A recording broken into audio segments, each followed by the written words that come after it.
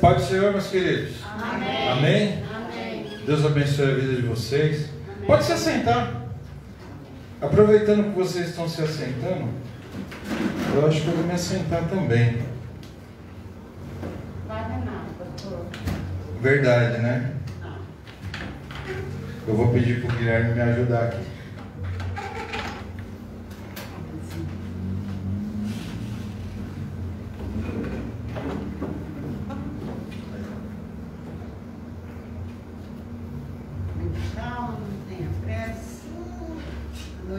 Jesus é bom, né? Jesus é maravilhoso.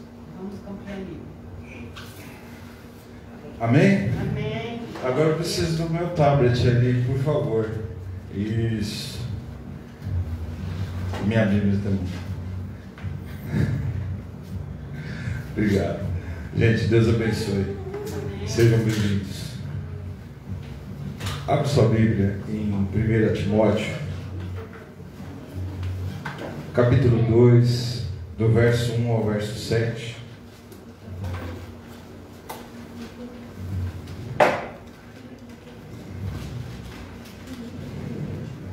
Primeira Timóteo,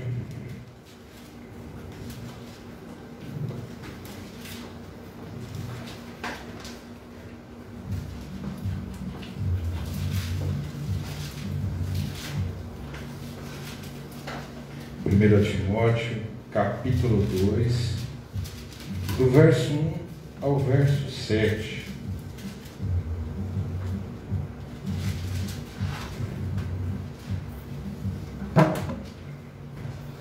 Todos acharam? Amém. Amém? Ademoesto-te, pois, antes de tudo, que se façam deprecações, orações, intercessões e ações de graça por todos os homens, pelos reis, por todos os que estão em eminência, para que tenhamos uma vida quieta e sossegada, em toda piedade e honestidade. Porque isso é bom e agradável diante de Deus nosso Salvador, que quer que todos os homens se salvem e venham ao conhecimento da verdade. Porque há um só Deus e um só mediador entre Deus e os homens, Jesus Cristo, homem, o qual se deu a si mesmo em preço de redenção por todos, para servir de testemunho a seu tempo, para que, digo a verdade em Cristo, não minto, fui constituído pregador e apóstolo e doutor dos gentios na fé e na verdade.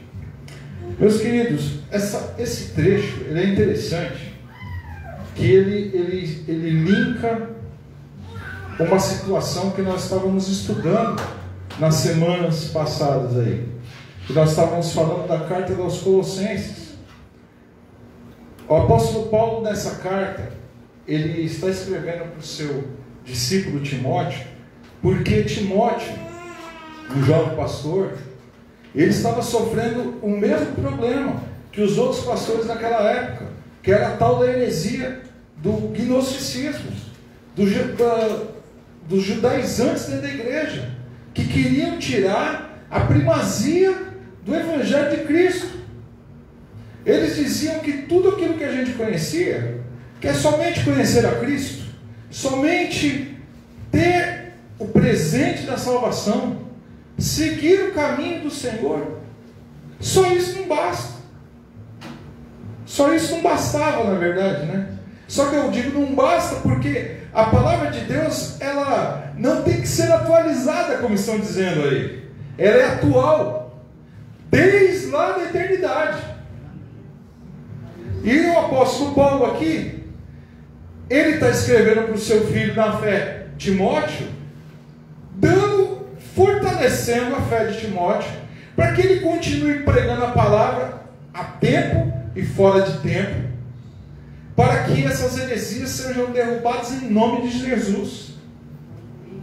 Então nós temos esse problema que estava ocorrendo na igreja, que basicamente esses gnósticos, eles pediam para si o título de cristão, Deixa eu traduzir para vocês.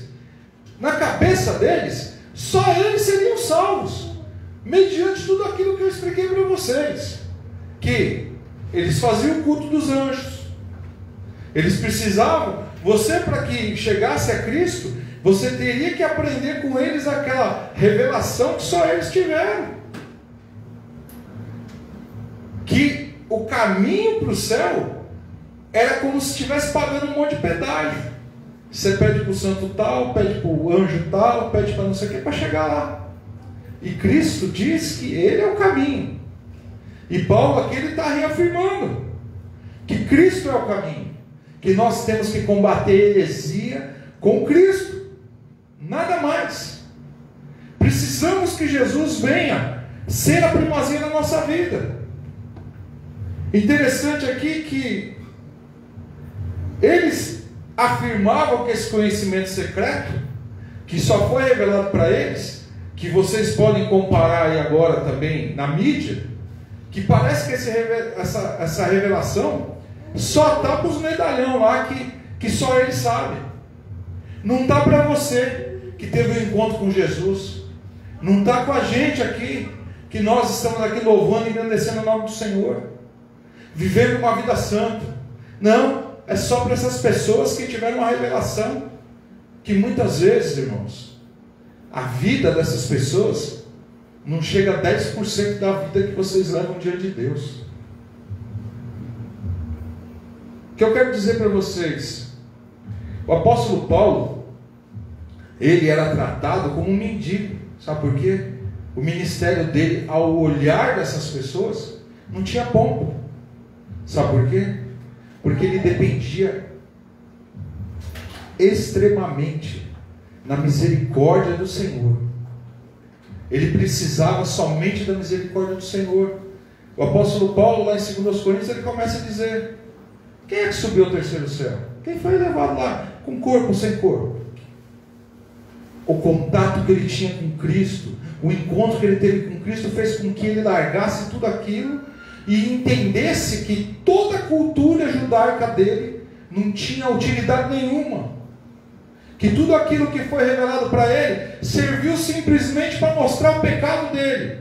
Mas quando ele teve um encontro com Cristo, ele enxergou a salvação, e a salvação ela é tão brilhosa, mas ela é tão cheia de pompa. Cristo é tão lindo e maravilhoso que ele se cegou e caiu aos pés de Cristo na beira da estrada.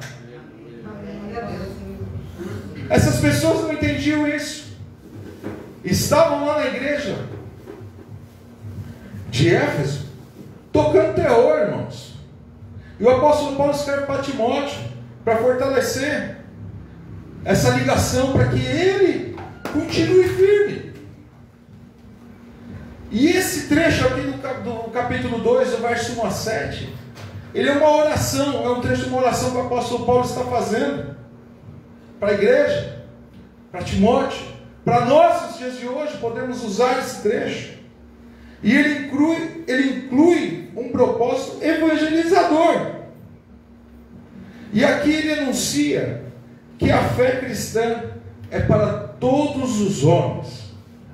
Meus queridos, eu quero meditar com você essa noite, esse tempo. A fé cristã é para todos os homens. Não é só para um grupinho exclusivo.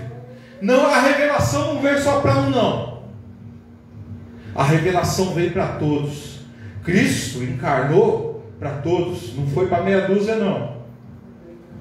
Não foi para meia dúzia, não. Não é só meia dúzia que tem revelação, não. Cristo se revelou. E na cruz do Calvário, Ele se mostrou ao mundo e a salvação estava ali. Deus, em João capítulo 3, verso 16, Ele disse que Deus amou o mundo de tal maneira, está lá no passado.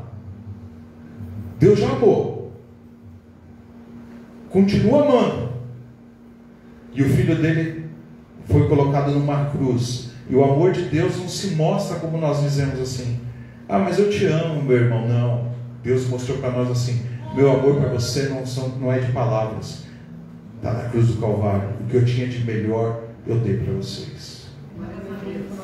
E eu queria meditar com vocês a partir do verso 1. No verso 1 diz assim: antes de tudo, pois exorto que use a prática de súplicas, orações, intercessões, ações de graça, em favor de todos os homens. No verso 1, em primeiro lugar, nós podemos entender que todos os homens podem ser salvos. Todos. É todos, não é um só não. Não é só meia dúzia, não é só algumas pessoas. São todos. Mediante o que eu acabei de dizer para você. Crer na obra redentora de Cristo. Em segundo lugar, o próprio Deus é salvador dos homens. Porque Ele criou você, criou eu, criou todo o universo e também, quando Ele criou a todos nós, Ele já criou também a salvação em Cristo para você. Não estou dizendo que Cristo foi criado, Cristo foi gerado, mas a salvação foi Deus, na sua infinita sabedoria, que demonstrou ao mundo, e ela foi criada lá na eternidade passada, lá no céu. Nós vemos aqui em terceiro lugar, a salvação é mediada por intermédio de Cristo. Então, meus queridos, deixa eu fazer um comentário para você aqui. Fazer uma colocação bem simples. Não fique debaixo da minha cobertura, não. Tá? A minha cobertura não resolve. Fique debaixo da cobertura de Cristo. Porque é Ele que intercede de dia e de noite diante do Pai pela sua vida e pela minha vida. Muitas pessoas aqui, nos dias atuais, dizem assim: você não pode ficar debaixo da minha cobertura, porque eu sou A, eu sou B, eu tenho título tal, porque eu sou ungido, Senhor. Que Deus me separou para fazer uma obra, eu sei, mas quem é o caminho é Cristo. Em quarto lugar, não há exclusividade de grupos para a salvação. Eu fiz com vocês, com a grande maioria aqui, eu fiz discipulado. E numa das lições ali, nós vemos sobre seitas. Existem algumas pseudo-igrejas que dizem que somente o batismo dela serve, somente se tiver lá com eles que vai para o céu, se não tiver lá vai para o inferno. Tem uma igreja aí, que é a igreja mãe, que diz que a salvação está com eles, o resto está tudo jogado no limbo. Não, meu querido, a salvação está através de Cristo. O céu está aberto por Cristo. Jesus está aqui presente, querendo que você entenda que a salvação é por Ele e por ninguém, somente por Ele. Em quinto lugar, a fé cristã, ela é universal, dotada de poder para salvar os que confiam em Cristo. Entenda, tem uma igreja reunida agora aqui, mas tem uma igreja na China, tem uma igreja no Iraque, debaixo da terra, lá louvando e agradecendo o nome do Senhor. Tem uma igreja lá na Arábia, tem uma igreja lá no Egito, tem uma igreja na África, tem uma igreja na Bolívia agora sendo perseguida. Não é só a gente que está louvando a Deus, não. O mundo todo pode louvar o Senhor. Essa fé cristã universal, ela está em todo lugar, inclusive no céu, porque quem já partiu já está louvando o Senhor lá também. No verso 2 ele diz assim, que a gente tem que interceder em favor dos reis e de todos os que se acham, investir de autoridade para que vivamos uma vida tranquila e mansa, com toda a piedade e respeito. Deixa eu dar um exemplo para vocês. Nós tivemos uma eleição aqui hoje. Se teu candidato não ganhou, amém. Se o meu não ganhou, amém. Mas assim, essa semana eu recebi uma crítica de uma pessoa, dizendo assim: porque o presidente tal foi preso injustamente. Amém. Eu falei: tá bom. Mas eu falei assim: enquanto ele esteve no governo, eu orei para Deus converter o coração dele. Enquanto ele esteve no governo, eu orei para dar certo. Quando passou para outra, Eu orei para dar certo e eu orei para converter o coração dela. Agora está esse aí, goste você não, goste eu não, goste eu sim, goste você também. Eu também estou orando pela essa vida, para que ele se converta, para que a gente tenha paz no nosso país, para a gente possa continuar pregando o Evangelho. Na nossa cidade é a mesma coisa. No nosso estado é a mesma coisa. E o apóstolo Paulo está dizendo aqui, que a salvação dos governantes e também pedir por um bom governo para aqueles que devemos obedecer como autoridades civis é uma obrigação. É uma obrigação, irmãos. Em segundo lugar, aqui no verso 2, para que tais governantes não se tornem perseguidores da fé, para impedir o progresso da igreja e tragam mais sofrimentos humanos, afastando pessoas das figuras do Evangelho. Deixa eu falar uma coisinha para vocês. As pessoas dizem que a igreja não tem que se meter em política. Concordo que não deve se meter em política e trazer político aqui para dentro para trazer benefício para a igreja. A igreja foi feita para servir a cidade. A igreja foi feita para servir o país. A igreja foi feita para servir o mundo. Não foi feita para ser servida. As pessoas têm uma ideia muito contrária do Evangelho. Vamos colocar um candidato da nossa igreja lá, porque nós vamos lutar pelos nossos direitos. Nós temos que lutar o direito do mundo todo. Nós temos que alcançar o Evangelho, alcançar o mundo com o Evangelho. Nós temos que colocar pessoas lá que têm princípios. Mas se as pessoas que nós colocarmos lá se desviarem do caminho, é obrigação nossa orar e não misturar as coisas, porque o mesmo sol que bate na sua cabeça, ela bate na cabeça daquele que não é crente. A mesma chuva que cai na sua cabeça, cai na cabeça daquele que não é crente. Deus, Ele é um Deus de todos. A fé cristã, como eu disse para você, é universal. É nossa obrigação continuarmos a clamar pelas nossas autoridades. Em terceiro lugar, para que tenhamos uma vida piedosa aos nossos semelhantes. Imagine uma coisa, irmãos: se os nossos governantes, ao menos, não estou dizendo que precisa seguir a nossa religião, não, mas ao menos seguiriam os princípios cristãos. Todos aqui sabem que eu fazia capelania até ficar enfermo, com os policiais aqui de Novaes e de Tabapuã. Capelania não se prega religião, se prega princípios. Irmãos, você quer ver avivamento? Vai conversar com os policiais. Na época que nós estávamos fazendo a capelania, eu e minha esposa, nós vimos pessoas que nunca quiseram nem ouvir falar de Evangelho, que nunca quiseram, a palavra pastor abominava. Irmãos, mas quando as pessoas entendem os princípios do Evangelho, entende que a fé, ela não é uma religião. A religião, a palavra religião, ela é uma palavra boa.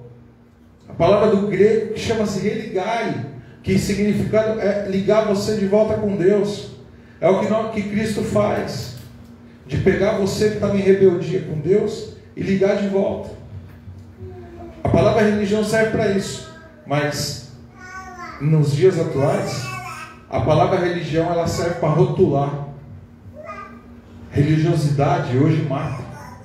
Se você não é da minha igreja, da minha religião, eu passo com o carro em cima de você, o que acontece em muitos lugares por aí. Agora, imagine pessoas que têm princípios do Evangelho governando o nosso país, governando a sua cidade. Pessoas que tenham esses princípios. Mas sabe como que eles vão ter esses princípios? Olhando para mim e para a sua vida. Não é olhando para a religião em si. Porque se você não sabe, você vivendo o Evangelho, você evangeliza sem abrir a boca. E nós temos que ter esses princípios. Como eu disse para vocês, a igreja é feita para servir. A igreja não tem que ser a igreja que está na cidade, não. Ela tem que ser a igreja da cidade, para fazer a diferença. Na hora que tiver alguém passando dificuldade, a igreja tem que se juntar e ajudar. Pessoas que estão possessas, precisando de ajuda, a igreja tem que estar lá para ir lá libertar, orando, intercedendo. Verso 3, continuando, ele diz: porque isso é bom e agradável diante de Deus nosso Salvador. É bom e agradável em primeiro lugar, porque Deus, vendo dessa forma, existe uma harmonia entre nós e o Senhor. O pensamento é o mesmo. Se você age conforme a vontade de Deus para com os homens. Em segundo lugar, o libertador, Cristo, ele franqueou, quer dizer, ele deixa você ser filial dele aqui na terra, para você divulgar esse evangelho, para você levar esse evangelho para pessoas que precisam da vida, que Cristo é vida, e é Ele que nos justifica. Imagina se pelo menos de 100 pessoas que você conhece, uma pessoa conhecesse a Cristo por você, por ver o que Cristo fez na sua vida, não pelo que você prega, mas por quem você é. Porque pregar é uma consequência de viver. E muita gente muitas vezes fala para mim assim: sabe, pastor, eu até acho boa a pregação de tal pessoa, de tal pregador, mas eu não consigo ver a vida, eu não consigo olhar lá dentro. Tem pessoas que nem nos olhos olham quando está pregando, sabe? Eu costumo dizer que para eu pregar eu tenho que olhar nos olhos da minha esposa, porque se ela fizer assim, Jesus já fez assim, faz tempo. Verso 4: o qual deseja que todos os homens sejam salvos e cheguem ao pleno conhecimento da verdade. Deus, ele quer realmente que todo mundo seja salvo, mas em primeiro lugar ele não determinou isso. Existe algo na natureza humana que Deus respeita, que é a sua atitude. Se é o livre-arbítrio, se é a livre-agência, pouco importa. Mas Deus, ele não decretou que todo mundo vai ser salvo. Ele abriu as portas para que você enxergue a Cristo. Irmãos, esse assunto aqui ele é complexo, eu vou só dar uma pincelada. Nós cremos que Cristo ele vem e nos resgata. Não importa quem você é. Agora, Ele quer que você permaneça nele. Você pode ouvir o Evangelho, você pode conhecer a Cristo só de ouvir falar, e pode simplesmente nunca mais fazer mais nada, simplesmente conhecer Cristo de ouvir falar. Mas você pode ouvir falar, você pode sentir, você pode viver, e você pode basicamente se enveredar nesse caminho de Cristo, que é um caminho de pessoas vencedoras. Somente em Cristo Jesus nós temos salvação. Não há preço para isso. A salvação foi nos dada de graça. Mas nós temos que entender uma coisa: não é porque foi dado de graça para você que não custou nada. Custou um alto preço. Jesus teve que descer do seu alto e sublime trono para vir encontrar com você por amor. E o Pai deu Ele em sacrifício vivo para nós, para que os nossos pecados fossem apagados e para que o nosso nome fosse escrito no livro da vida. Em segundo lugar, esse é o desejo de Deus. E o apóstolo Paulo está dizendo que esse desejo ele expressa nessa oração para ir ao contrário desse povo aí que era dizendo que era só eles que iam ser salvos. Então, o que eu quero dizer com isso? Deus quer que todo mundo se salve, mas temos que ter sabedoria para entender: nem todo mundo vai ser salvo. Só que o apóstolo Paulo diz isso indo contra esses grupos. Nós podemos dizer também contra essas seitas que pregam isso hoje, porque a palavra de Deus é atual. E nós temos que entender que nós temos que saber que Cristo está no controle de todas as coisas.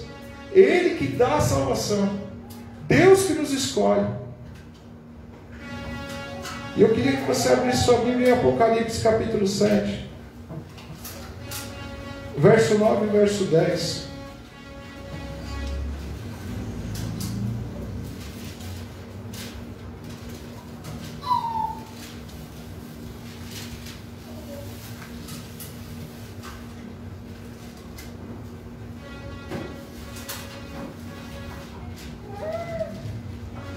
Minha Bíblia diz assim: depois dessas coisas olhei, e eis uma multidão, a qual ninguém podia contar, de todas as nações, e tribos, e povos, e línguas, que estavam diante do trono e perante o Cordeiro, trajando vestes brancas, e com palmas nas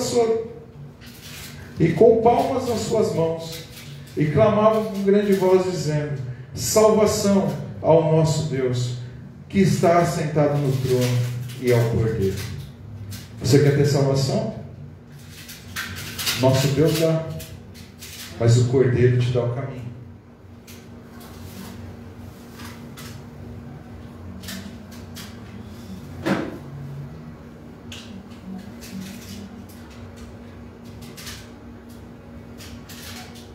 Continuando, irmãos. Terceiro lugar, Ele é o único Deus e trata diretamente do mesmo modo com todos. Deixa eu falar uma coisa para vocês. Não é que Deus Ele fala do mesmo jeito com todo mundo. Ele trata por igual. Do mesmo jeito que Ele fala comigo, Ele vai falar com você. Da mesma forma Ele fala. Mas o que Ele fala para mim, serve para mim. O que Ele fala para você, serve para você. Ele fala com todos, mas Deus, Ele é um Deus tão maravilhoso, que Ele trata seus filhos por igual, mas Ele supre a necessidade de cada um, conforme a necessidade de todos.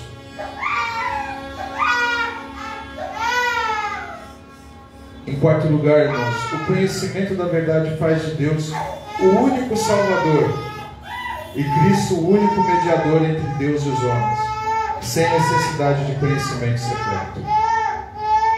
Isso quer dizer o quê? Se Cristo, Ele é o único Salvador, nós não precisamos de mais nada.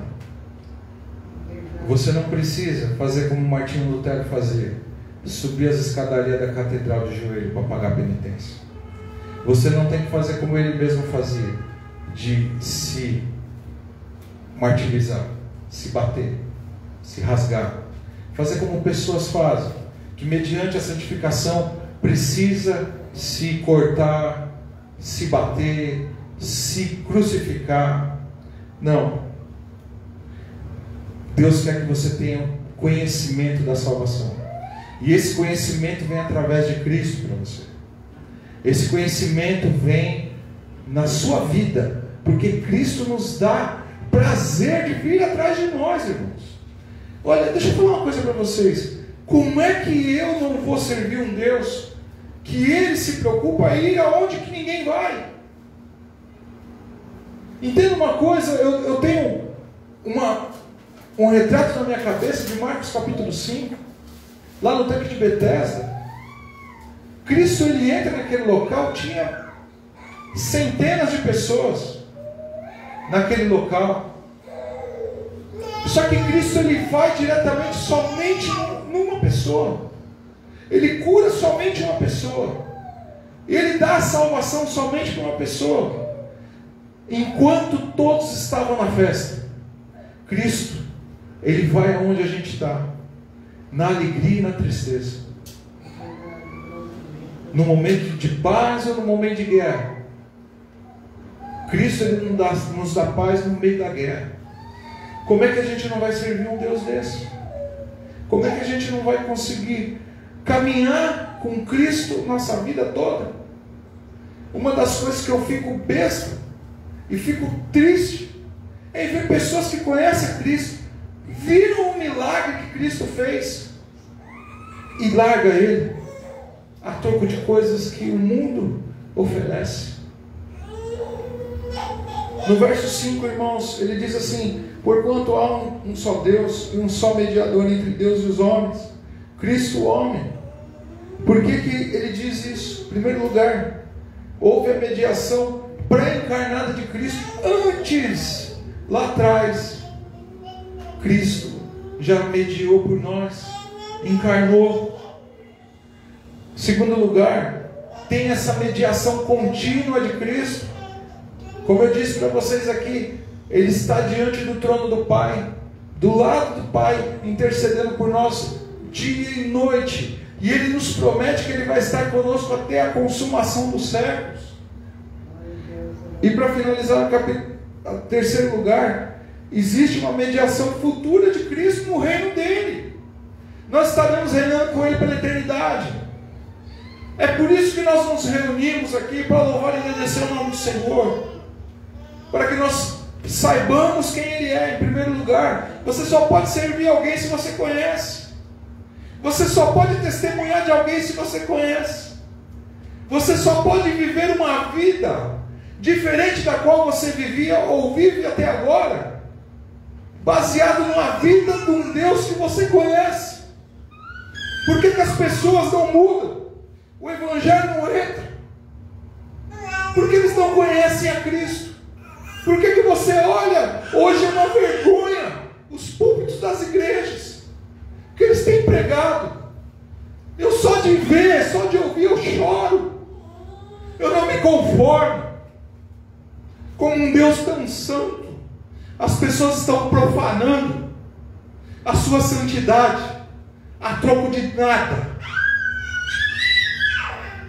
Verso 6, o apóstolo Paulo diz: ao qual a si mesmo se deu em resgate por todos, testemunho que se deve prestar em tempos oportunos. Em primeiro lugar, Cristo se deu como oferta e sacrifício na cruz do Calvário, de livre e espontânea vontade, para salvar a humanidade, por causa de seu amor e obediência ao Pai. Quero que você responda uma pergunta para você mesmo: tinha necessidade de um Deus tão santo passar por tudo que Cristo passou? Tinha. Ele mesmo disse: se Ele quisesse, Ele podia clamar 12 legiões de anjos para interceder por Ele. Mas não. Ele se humilhou em forma de servo. Servo, traduzido tanto na hebraico como no grego, na Bíblia, é escravo. Imagina assim, você, escravo do diabo, ele pisa e sapateia em você, ser jogado no chão, e você fica quietinho. Só que quando você vai para o trono de Cristo, você começa a murmurar. Estou falando que isso é normal, não estou falando que todo mundo faz. Mas Cristo, Ele se humilhou, Ele esvaziou de todo o poder que Ele tinha, para poder passar por isso, por mim e para você. Em segundo lugar, Paulo afirma o imenso valor da expiação pelo sangue de Cristo, contrapondo os gnósticos que negavam que houvesse valor expiatório, que não havia valor expiatório no sangue de Cristo. Deixa eu falar uma coisinha para você. As pessoas dizem hoje que se você ofertar, Deus é obrigado a fazer aquilo que você quer. É o discurso que esse povo tinha.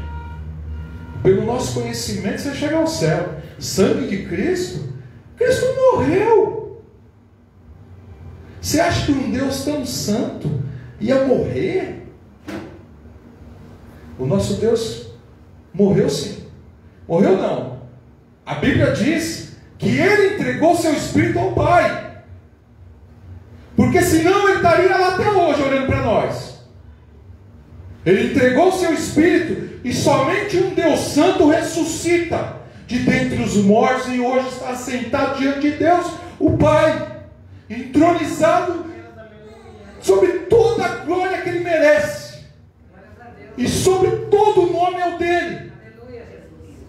Isso ninguém pode negar, e se alguém nega, Vai haver um dia, como nós cantamos aqui, o primeiro hino que nós cantamos aqui. Todo joelho vai se dobrar e vai reconhecer, vai ser obrigado. Hoje se dobra quem quer, mas vai ter um dia que até aqueles que transpassaram, que não quiseram, vão ter que se dobrar e vão ter que aceitar o reino eterno de Cristo para toda a eternidade. Em terceiro lugar, Deus demonstrou interesse por nós, conforme o plano divino, com a expiação, através do sangue de Cristo, provendo liberdade ou um resgate para a humanidade toda. E isso foi realizado no tempo apropriado em favor dos seus eleitos. Eleitos somos nós que temos o privilégio de estarmos aqui, ouvindo a palavra do Senhor. Eleito é aquele que teve o privilégio de entender o chamado de Cristo. E foi feito esse resgate foi feito lá no passado por Cristo. Mas Deus já salvava desde o início através da sua graça. Deus salvou Abraão, salvou Jacó, salvou Davi, tudo pela graça. Mas agora é pelo sangue de Cristo, que nos limpa de todo o pecado. O sangue de Cristo nos justifica diante de Deus. O sangue de Cristo nos transforma e nos deixa apresentável a Deus, alvos como a neve. Cristo nos coloca diante do Pai e fala assim: Pai, lembra do Márcio? Porque Deus só consegue enxergar a gente depois que Cristo nos resgata e coloca diante dele e fala assim: por amor a mim, Pai, limpa os pecados dele, apaga o passado dele, porque hoje ele vive para mim. E faz isso com você também. E pode fazer por todos esses que estão passando aqui na rua agora. Finalizando, o apóstolo Paulo diz assim: para isso fui designado, verso 7, pregador, apóstolo, afirmo, não minto, mestre dos gentios na fé e na verdade. O apóstolo Paulo foi enviado para nós, para que o evangelho chegasse até nós. Aqui ele demonstra o seu apostolado. Apóstolo, a palavra apóstolo quer dizer enviado. Então quer dizer que ele mostra o porquê que ele foi enviado, para que Cristo seja pregado para você e para mim, para que as palavras do Senhor cheguem até nós. E aqui ele fortalece os ministros contra esses mestres hereges, e fortalece vocês, que a partir daqui 10 minutos vocês vão embora, a grande maioria vai embora, e vai voltar a enfrentar a vida aí fora, e não vai mudar não.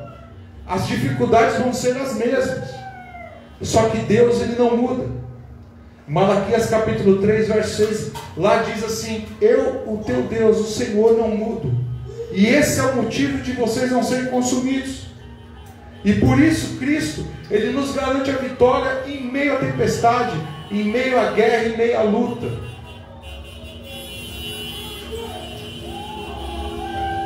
Em terceiro lugar, essas palavras afirmam que o ministério de Paulo era efetuado no terreno da ortodoxia cristã. Isso quer dizer assim, é o total evangelho pregado na íntegra.